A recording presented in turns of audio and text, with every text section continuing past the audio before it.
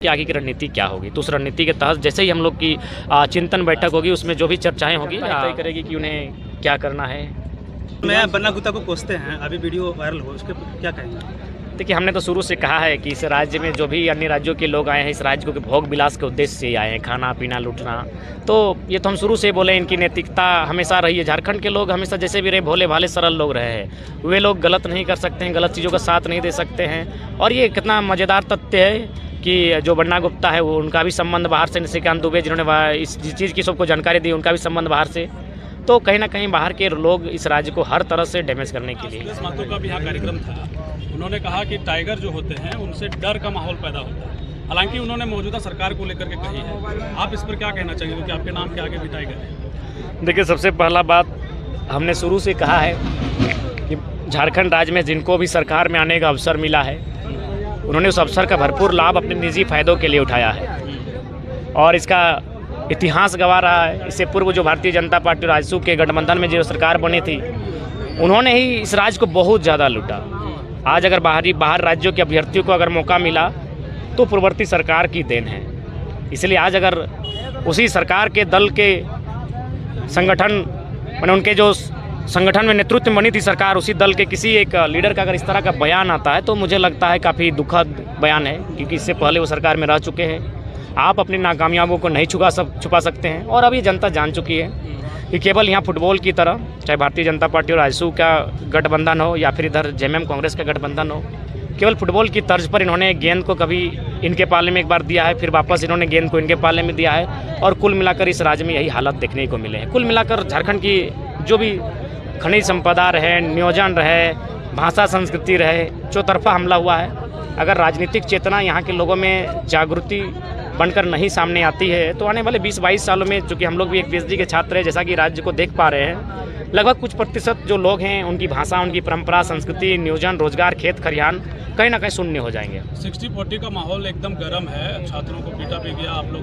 Brief भी किए थे, सोशल मीडिया पे तमाम तरीके की तस्वीरें हैं वो वायरल हो रही है, विपक्ष भी वही कह रही है। लेकिन एक बेहतरीन रूप से आप अगर कुछ फीडबैक देना चाहेंगे, क्योंकि आप कह रहे हैं कि शिक्षा के बिना कुछ भी संभव नहीं है, तो एक शिक्षित वर्ग क्या फीडबैक दे सकता है सरकार को कि वो बेहतर रूप से अपना जो नियोजन नीति है उसको स्थापित कर सके? देखिए, चूँकि निश्चय ही एक राज्य सरकार बेहतरीन उसी को कह सकते हैं जो अपने राज्य के सभी वर्गों को सुनने की क्षमता रखती है। लोकतंत्र का मतलब ही यही होता है कि आप सबकी सुनिए। आप में अगर सुनने का सामर्थ्य है तो ही आप एक अच्छे लोकतंत्र का निर्माण कर सकते हैं। तो राज्य सरकार को चाहिए कि जो भी इंटेलेक्चुअल टीम है, एक छात्रों की टीम है, विभिन्न संगठनों से मिला जाए, उनसे बातचीत किया जाए कि आखिर इस नीति का निराकरण माने अच्छे ढंग से कैसे से लागू किया जा सके, ताकि यहाँ के जो राज्य के अभ्यर्थी उन्हें नुकसान ना हो। और मैंने तो स्पष्ट कहा, मैंने भी दलील दिया है कि जिस प्रकार अन्य राज्यों में, चूँकि झारखंड में एक भाषा नहीं है, तो आप जिला वाइज भाषा को ऐड कर सकते हैं। और जो हमारी संस्कृति हैं, जो हमारे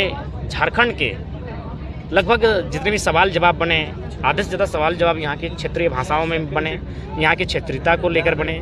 इससे क्या होगा कि अन्य राज्यों के अभ्यर्थियों को आने का अवसर कम मिलेगा, क्योंकि वो ओबीसी आरक्षण का जो विधेयक है उसको राज्यपाल ने लौटा दिया। उसके बाद से क्या, चूँकि कई तरह की प्रतिक्रियाएं हैं, टाइगर जयराम का क्या प्रतिक्रिया है? देखिए, मेरा मानना है कि झारखंड मुक्ति मोर्चा और भारतीय जनता पार्टी दोनों ही ओबीसी की विरोधी रही है। इसका कारण ये है कि आप भी देख सकते हैं, माननीय, जैसा कि सूचना मिली है कि माननीय प्रधानमंत्री का जो भी देखरेख का जिम्मा होता है, उनके जो सेक्रेटरीट होते हैं उसमें जितने भी सेक्रेटरीट हैं ओबीसी वर्ग से सुनने हैं, भले स्वयं को ओबीसी होने का दावा कहें। तो इसका मतलब है कि वह एक बहुत बड़ी आबादी, जिसकी आबादी लगभग माना जाता है अनुमानित 50 से 54% है, उसके साथ बहुत ही नाइंसाफ़ी हो रही है। उसके बाद झारखंड सरकार की जैसे ही बात करते हैं तो 7 जिलों में 6 जिलों में उनको सुनने कर दिया गया है। तो इससे क्या साफ झलकता है कि ये एक संदेश दे रही है, जिस प्रकार मुखिया चुनाव में नहीं होता है कि भाई उस टोला से हमको वोट नहीं मिला है, हमको वहाँ कोई काम नहीं करना है। अब तो इन्होंने एक माइंडसेट ये बना लिया है, और ये अपने भाषणों में भी कहते हैं, जो कि दुर्भाग्य का विषय है। आपको वोट किसने दिया है, नहीं दिया वो मायने नहीं, अब आप पूरे राज्य के मुखिया बन चुके हैं। यानी आपको सभी समुदाय के हितों की, हितार्थ की रक्षा करनी चाहिए, और सबको अवसर ऐसा मिलना चाहिए कि किसी के साथ ये ना लगे कि उनके साथ नाइंसाफ़ी हुई है। तो मेरा मानना है कि ओबीसी का जो मुद्दा है एक बहुत ही महत्वपूर्ण मुद्दा है, क्योंकि एक राज्य की नहीं, देश की एक रीढ़ है। प्रत्येक दूसरा व्यक्ति यहाँ ओबीसी है। अगर उसे अगर इस तरह नज़रअंदाज किया जाएगा, अधिकारों से बेदखल किया जाएगा, तो मेरे हिसाब से कहीं ना कहीं उनके संवैधानिक अधिकारों को छीनने जैसा है। टाइगर जयराम महतो 72 घंटा का महा आंदोलन हुआ, उसमें 7 दिन का अल्टीमेटम दिया गया, आज पूरा हो गया था। अब आगे की रणनीति क्या होगी? आगे की रणनीति हम लोग फिर से पूरे राज्य से हम लोग राय मशवरा मांगे हैं। हम लोगों ने जगह जगह टेलीफोनिक बात हो या फिर आह्वान के माध्यम से पूरे राज्य से हम लोग एक संदेश दिए हैं कि अब आगे हम लोग को क्या करना चाहिए, ताकि फिर ये राज्यवासी ये ना आरोप लगाए कि आप लोग छात्र लोग को जो मन में आता है आप लोग करते हैं। हम लोग पूरे राज्य से एक फीडबैक लेते हैं। अभी जो आंदोलन हम लोग का हुआ, हम लोग अब फीडबैक ले रहे हैं कि अब हम लोग की आगे की रणनीति क्या होगी। तो उस रणनीति के तहत जैसे ही हम लोग की चिंतन बैठक होगी, उसमें जो भी चर्चाएँ होगी मीडिया बंधुओं के माध्यम से उसको जग जाहिर कर दिया जाएगा। टाइगर जयराम महतो प्रत्येक सभा में जाते हैं और कहते हैं 2024 की तैयारी करें, लेकिन आपका कोई पार्टी नहीं अभी तक गठित हुआ है, ना कोई आपको, हमको ऐसा लगता है कि जेएमएम से या कोई भी पार्टी से आप आ सकते हैं। क्या कुछ कहना चाहेंगे? देखिए बिल्कुल ये तो सच्चाई है कि अगर हम एक सांसद और एक विधायक बनना चाहें व्यक्तिगत, तो मुझे लगता है कि बहुत सारी पार्टियों को ऑफर आ सकता है, लेकिन हम लोग राज्य की व्यवस्था में परिवर्तन देखना चाहते हैं। और तो अगर हम लोग थोड़ा सा भी अगर अपना स्वार्थ देखें तो हमको लगता है कि जनता का जो उम्मीद है आने वाले दिनों में किसी पर टिकेगा नहीं। अतः हम लोग पॉलिटिकल महत्वाकांक्षा कुछ नहीं है। हम लोग की जो भी महत्वाकांक्षा है वो राज्य के हित के लिए है। निश्चय ही पॉलिटिकल पार्टी बनने में टाइम लगता है, लेकिन एक निर्दलीय होता है और उबाल जो आता है, आक्रोश जो आता है, यदि मान के चलिए कुछ विधायक हमारे चुन के आ जाते हैं तो जैसे वोट परसेंटेज बनता है, विधायक बनते हैं, तो ऑलरेडी उस पार्टी को मान्यता भी मिल जाता है। हालांकि पार्टी बनने को लेकर हम लोग को इतनी जानकारी नहीं, लेकिन हम लोग उस पर अभी सोचे भी नहीं थे। लेकिन ये तो है कि नौजवानों को बदलाव के लिए तैयार हो, निर्दलीय ही क्यों ना हो, क्योंकि हमारा मानना ये है कि आज अगर हम नई पीढ़ी को अगर मौका नहीं देते हैं तो ऐसे ही राज्य का नुकसान होता रहेगा। और अगर राज्य का नुकसान होता रहेगा तो फिर इस राज्य को एक दिन लूटने से कोई नहीं बचा सकता। इसलिए 2024 की तैयारी करनी चाहिए। और मुझे लगता है जब नियति ने इस आंदोलन को खड़ा किया है तो नियति कोई ना कोई बैकअप प्लान तो तौर पर कुछ ना कुछ चीज़ें देखने को मिल जाएंगी। दादा, रोड में जिस तरह से छात्र लाठी खा रहे हैं और यहाँ के विधायक मंत्री भोग विलास में व्यतीत कर रहे हैं, क्या कहेंगे आप? ये तो हमने शुरू से कहा कि जनता भूख प्यास से त्रस्त है, युवा छात्र बेरोजगारी से ग्रस्त है और नेताजी सुरा सुंदरी में मस्त है। तो उसी चरित्र को चरितार्थ कर रहे हैं, जो कि कहीं ना कहीं शर्मनाक है। विधानसभा भी घेरा हो चुका और सीएम आवास भी घेरा हो चुका, अब अगला स्टेप क्या लेके जा रहा है? अब हम लोग चूँकि इसमें बार बार देख रहे हैं भारतीय जनता पार्टी का भी रोल रहा है। अभी तक जो आंदोलन रहा है, राज्य सरकार को हमने घेरने का प्रयास किया है, लेकिन राज्यपाल जो होता है वो राज्य केंद्र के अधीन होते हैं और राजभवन से हमारी विधेयकों को लगातार वापस किया जा रहा है। तथा हम लोग के जो एजेंडा रहेगा उसमें राज्य सरकार और केंद्र सरकार दोनों ही रहेंगे।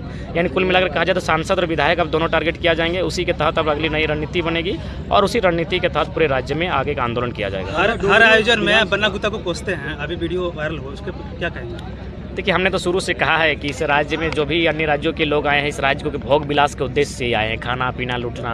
तो ये तो हम शुरू से बोले, इनकी नैतिकता हमेशा रही है। झारखंड के लोग हमेशा जैसे भी रहे, भोले भाले सरल लोग रहे हैं। वे लोग गलत नहीं कर सकते हैं, गलत चीज़ों का साथ नहीं दे सकते हैं। और ये कितना मज़ेदार तथ्य है कि जो बन्ना गुप्ता है वो उनका भी संबंध बाहर से, निशिकांत दुबे जिन्होंने इस चीज़ की सबको जानकारी दी, उनका भी संबंध बाहर से।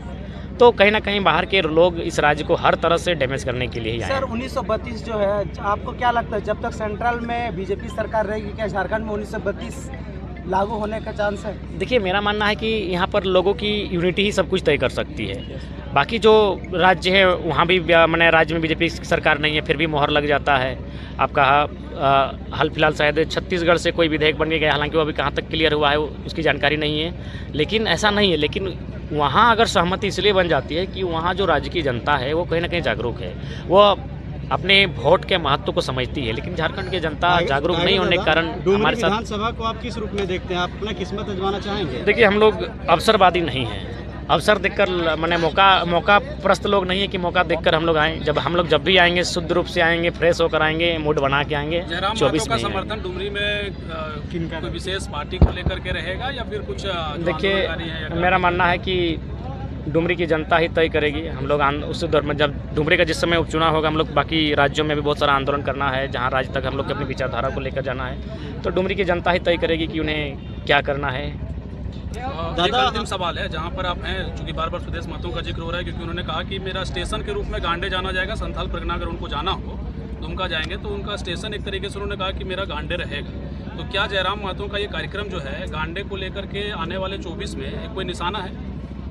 देखिए मैंने स्पष्ट कहा है कि हम लोग का उद्देश्य पूरे राज्य में जो एक आइडियोलॉजी सामने आई है, व्यवस्था परिवर्तन, या फिर जो लोगों को हम लोग बारीकी से छोटी छोटी महीन चीज़ों को समझा रहे हैं, नीतियों को लेकर, खासकर नीति किस प्रकार कोल नीति बाकी राज्यों में है, NCL MCL काम कर रही है और हमारे राज्य में गलत नीतियों के साथ काम करती है।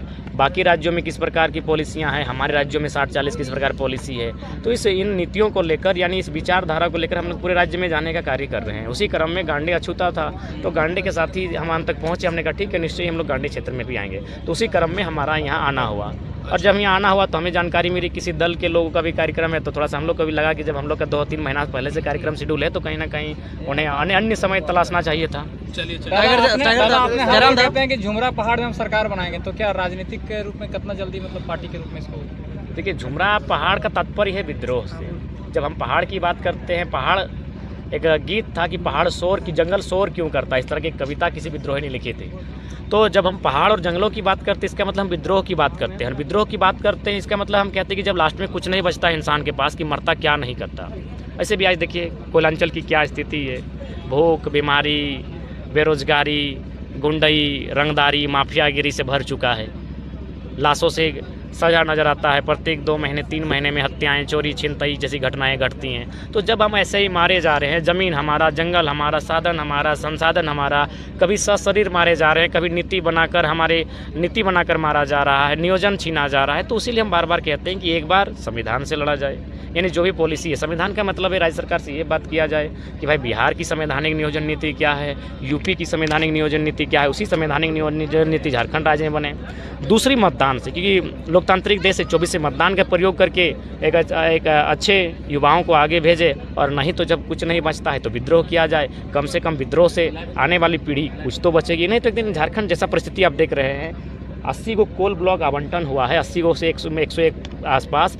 तो मुझे लगता है सिर्फ खंडहर बन के रह जाएगा। आप कभी भी चले जाए गोंदलपुरा, कर्णपुरा, बड़का गांव के क्षेत्रों में, वहाँ हाल फिलहाल हम गए थे, वहाँ सुने कि कोई पुलिस के लोग आकर एक आदमी को बोल रहे हैं कि घर मत बनाओ, यहाँ माइंस खुला है और माइंस जब चौड़ीकरण इसका होगा, विस्तारीकरण, तो आपका ज़मीन लिया जाएगा। अरे बेटा, ज़मीन मेरा है और हम घर नहीं बनाएंगे। यानी सोचिए कि कितना गलत तरीके से यहाँ कोई भी पॉलिसी को एस्टेब्लिश किया जा रहा है। तो इसीलिए जब मर तो ऐसे रहे हम लोग, ज़मीन जगह खेत खलिहान छीनिए रहा है। तो एक जोरदार विद्रोह हो, कम से कम 1% लोग भी अगर विद्रोह में शामिल होते हैं और शहादत भी पा जाते हैं तो कम से कम आने वाले 1000 सालों तक झारखंड सुरक्षित सर, हो एक जाएगा। लास्ट क्वेश्चन है, आपको क्या लगता है झारखंड में जो भी नियोजन नीति हो गया, 1932 हो गया, नेशनल मीडिया सर कवर नहीं कर रही है, जो भी सारा का सारा लोकल है सर हम लोग? देखिए हाँ, ये इसीलिए हम धन्यवाद देंगे हमारे जितने भी लोकल्स मीडिया हैं, social media, print media, digital media. National media इसलिए नहीं कि नेशनल जो लोग हैं उन्होंने हमेशा झारखंड के साथ भेदभाव किया है, चाहे दिल्ली में बैठी सरकार हो या दिल्ली में बैठी मीडिया हो, उन्होंने हमेशा यहाँ के भेदभाव किया है। अभी देखिए आप, इतना दिन से आंदोलन और आज तक कभी न्यूज़, ब्रेकिंग न्यूज़ नहीं बना। एक छोटा सा जमशेदपुर में कोई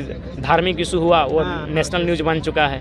तो इसका मतलब है कि जो झारखंड के जनमानस का जो राइट है वो कहीं नहीं चाहती कि नेशनल मीडिया भी दिखाया जाए, क्योंकि जो नेशनल मीडिया है आखिर किसी न किसी रूप में उनको भी कहीं ना कहीं से जो पॉलिटिकल लोग हैं उनका संबंध है। और ये तो सच्चाई है, आप देख सकते हैं अभी सत्यपाल जो मलिक है राज्यपाल, उनका स्टेटमेंट नज़र नहीं आ रहा है। जो महाराष्ट्र में गृह मंत्री की सभा हुई, लू में बहुत लोग मारे गए, वो न्यूज़ में नहीं दिख रहा है। तो न्यूज़ का स्पष्ट संदेश है कि वो सत्ता के अधीन है और जो लोग सत्ता में वो कभी नहीं चाहेंगे कि झारखंड के चीज़ों को लोगों तक बताया जाए। इसीलिए हम लोग चाहेंगे कि काश अगर झारखंड की चीज़ों को बताया जाता तो हमको लगता है KGF एगो है, यहाँ हमको लगता है कम से कम सैकड़ों KGF जैसा मूवी बनता है, इतना अन्याय झारखंड में हुआ है। तो चूँकि नेशनल चीज़ न्यूज़ नहीं बन पा रहा है, ये बहुत बढ़िया सवाल था।